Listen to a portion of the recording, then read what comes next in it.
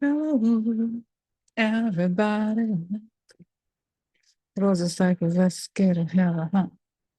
Everybody, welcome. Roses like let's get it.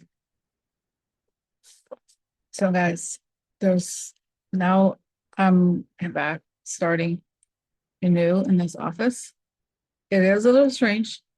There's not a ton of privacy, but I think we can get started. I put together this chair. I was mistakenly sent. I had canceled this order for an office chair, but I ended up just keeping it.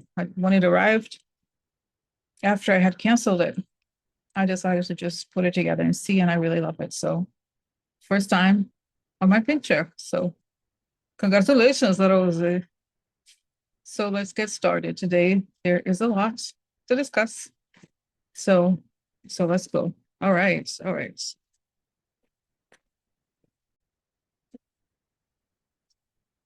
Okay. So, we saw today, somehow I was checking the news and I saw the uh the live stream from the Vatican, and it was so cool to be able to see it. Right, I had never seen this. Not that I've ever paid attention before. I did watch the movie. I think what was it?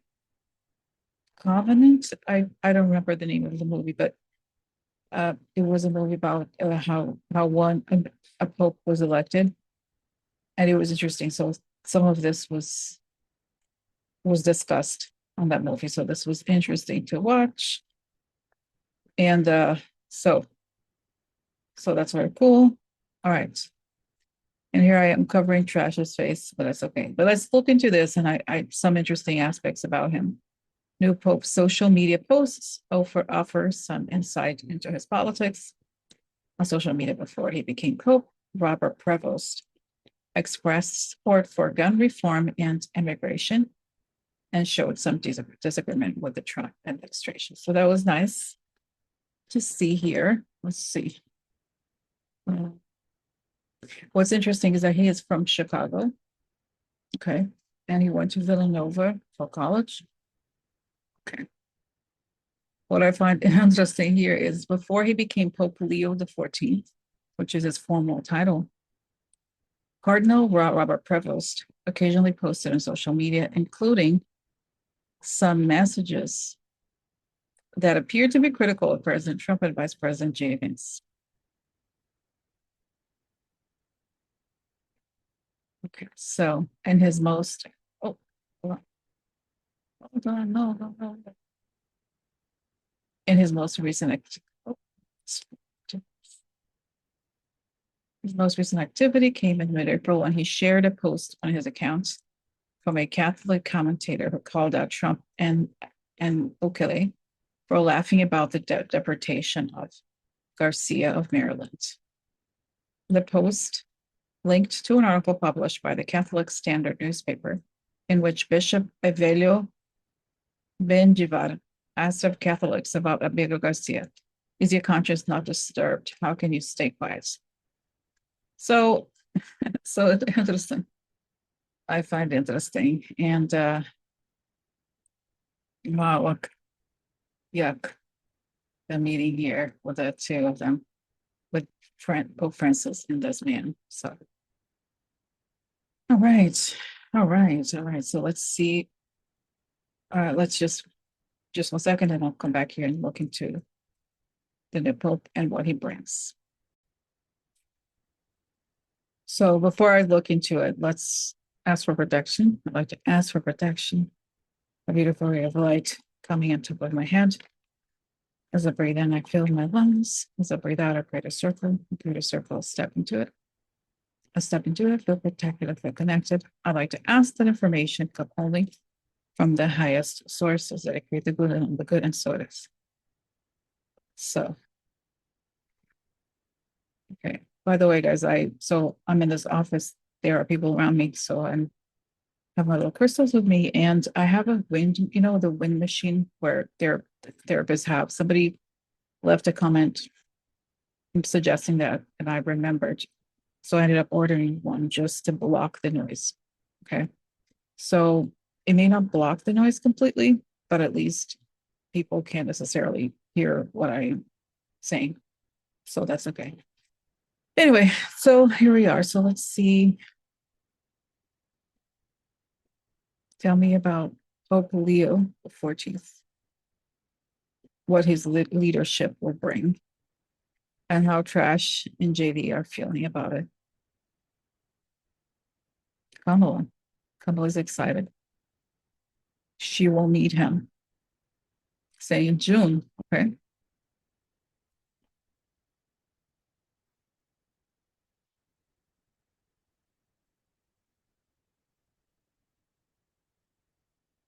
Wow, and I still get this message and this image of Pope Francis having been this actually very important figure that opened the door to the light and will continue to be very influential as he was actually, by the way.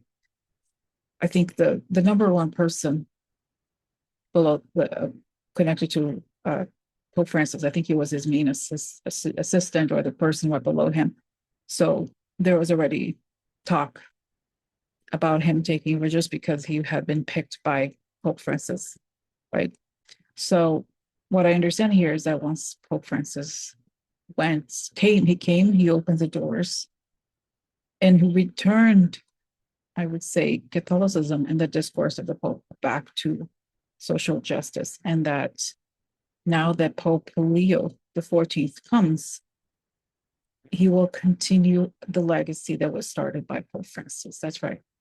And I see him being attacked eventually by those people, the Opus Dei type people. And so that's interesting. And I see that and we know, I've talked about this before, Opus Dei is connected to Kavanaugh and JDVance and all those people.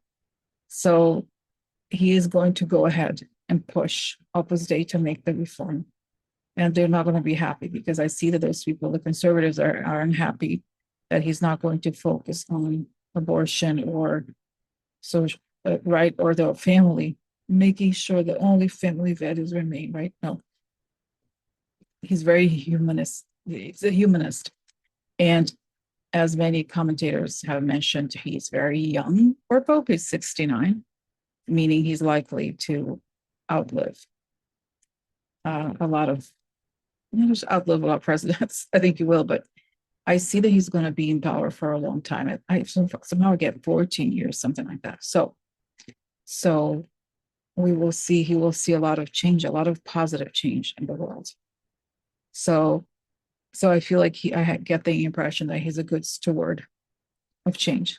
Okay, so that's the information here about Pope Leo the 14th. Oh, not Louis Leo, not Louis Leo, not Louis Leo, not Louis Leo. Okay, pause.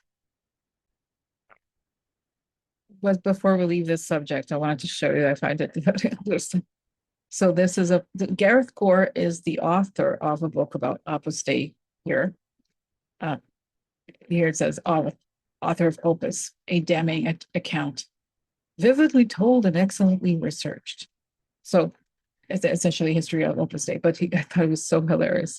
He wrote this, Opus Dei HQ right now, habemos problema, we have a problem. Okay, because this is him here. He literally says, JDVance is wrong. Jesus doesn't ask us to rank our love for others. Amen. Bye, Trent. Okay. All right, so stop share. But I wanted to share this because I thought it was very interesting. Okay, so now this is, so as I was on NBC News' website, I clicked on the front page to see what's new. If there is anything new, and of course there is, and I'm laughing, even though I shouldn't laugh. It's not fun. It's not funny. Okay, but so I have to share this with you. I can't even. I mean, what do you have to say about it? Really? It's just okay. Here it is. just so we can read it together. Trump plans to appoint Fox News host Jeanine Pirro as DC's top federal prosecutor. The president announced earlier Thursday that he would be replacing Ed Martin, a Stop the Steal organizer closely aligned with January 6th defendants, as his nominee, because I don't think he was going to get the votes. Wow. Okay.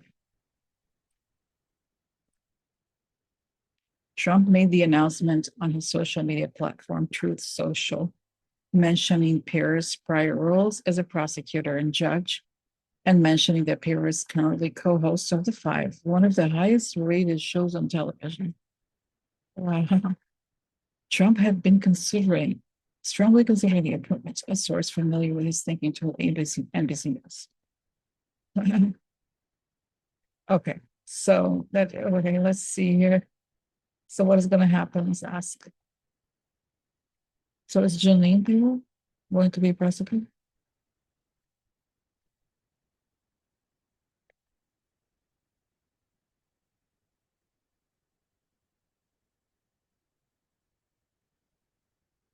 So I see an image of her kind of behind a chair, sort of hesitating, and she doesn't quite know how to tell him she may not actually want it. She may give up on it, on the idea of it. And then I see that there's some time, just as there has been time between his decision to appoint that Ed person and her, and then the time to appoint her.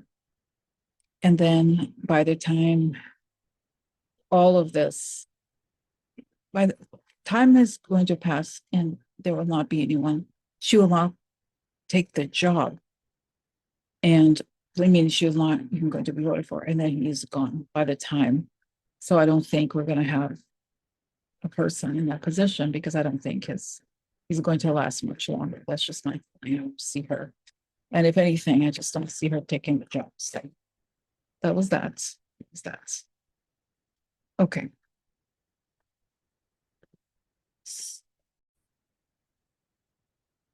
And so now we have this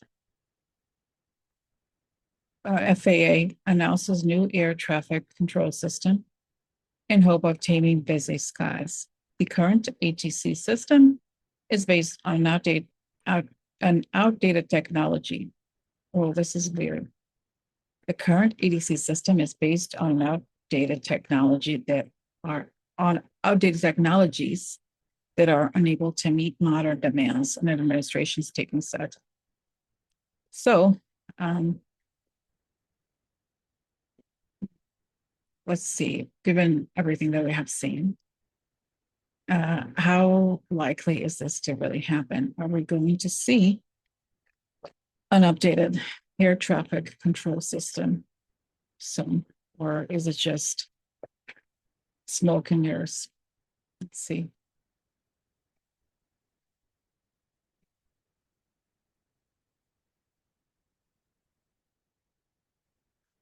I see the image of Trump making this announcement.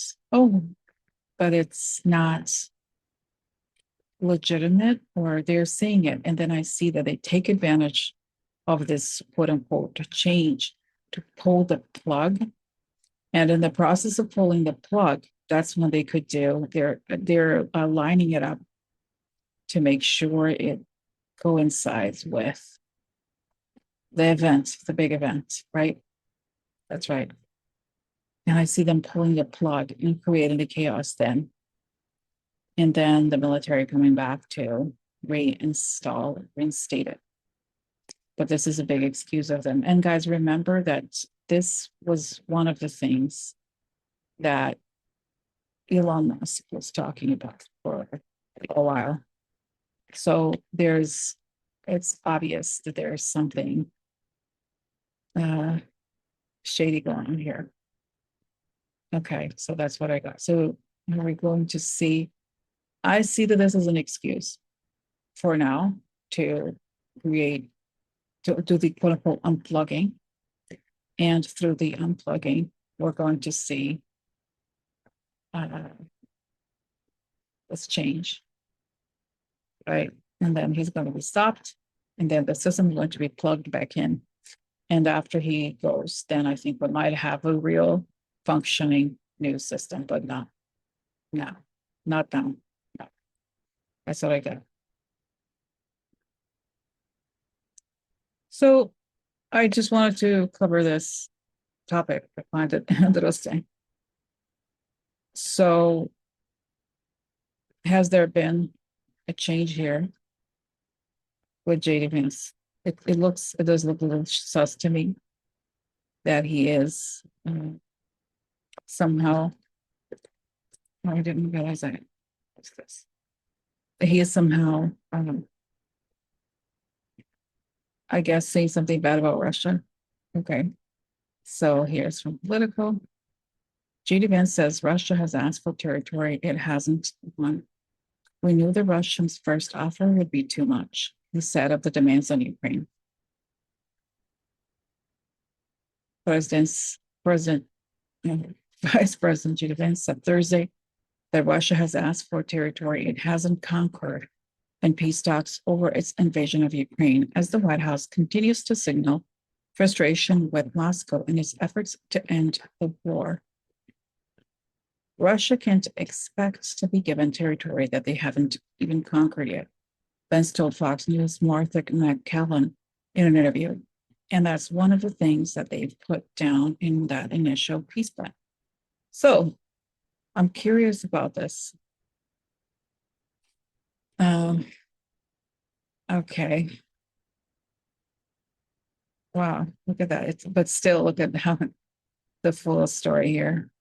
We knew that the Russians' first offer would be too much. We knew that they would ask for more than was reasonable to give. That's how negotiations often work, he said. I'm not bothered by that. What would bother me is if we conclude that the Russians are not engaging in the negotiation in good faith.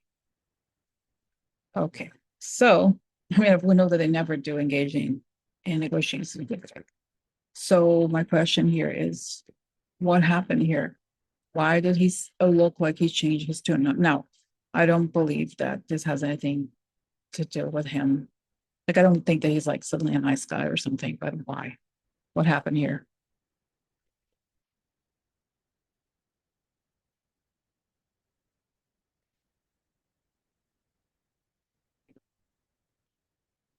I see him at a table and then suddenly seeing 3 or 4 parties, right? Like kind of like as if it's a circular table, people with guns pointing at him, saying, we know what you're about, and he has to change his tune. Wow, interesting. Because I do see him with guns drawn. Is it real? Like, is it at him? Or I see that it's somehow it has come to his attention that people have let him know, we know what you're about. We know that there's community.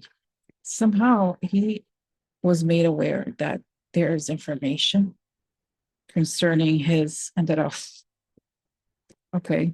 his relationship with them and how he has unusual, it's very unusual, they say. It's interesting, Mr. Vance, how you have worked to spread the talking points of that continent. So interesting. Yeah. So he's like, oh no. I really don't believe it. So he has to act as though he isn't what he really is. He's thinking, I see that he thinks that he's nervous, but he thinks he's fooling everybody. So, and I see that the arrogance here had to do with his thinking that he was, first of all, he was close to getting the job. No, he thinks the trash is not going to last very long. But interesting. It's all very strange, this man, right? They're all so creepy. They're so weird. But that's what I got. Interesting. So that he's afraid. So in other words, the reason why he has changed his tune is because he has been alerted directly that he's been observed and that they have to change the conversation and that he's feeling a little fearful, not but of what others have on him. And I see NATO has information and has let him know, and other countries as well. So they're being tough on him also. So he no longer feels as comfortable as he did just until now. So interesting. Okay. All right, guys. So now there's more that I want to talk about. I separated other topics and that have to do with the financial aspects of Trump's corruption. But I am going to post this now and then record the rest later. Okay. So thank you for watching, and I'll talk to you very soon. Bye. Prayer and energy time.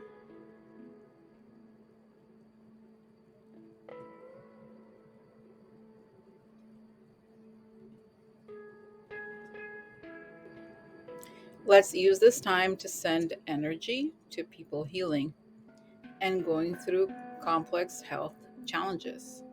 Their bodies need the energy we send them. Bo, recuperating from intestinal surgery at the Mount Sinai Hospital, battling cancer and winning. I spoke to her today, and I felt her mother telling me she will survive and thrive. Cecilia, her sister, visits her daily. Cecilia is herself also battling cancer, and she's also winning. Bella is also undergoing cancer treatment. Let's envision her pain free and 100% cancer free. Treatment. Let's send Bo, Cecilia, and Bella energy. Bo, Cecilia, and Bella are fully healed, full of energy, cancer free, and proud to tell this story of great health and recovery. Okay, so just going to be silent for a bit as I send them energy right now. And I hope you do the same. And also, you can think of others that you know, your loved ones, someone that you feel may be in need of energy, and focus on them. Okay? Okay, so let's start. I'll be silent here for a little bit. Thank you again. Let's create this circle of energy around them. And so it is.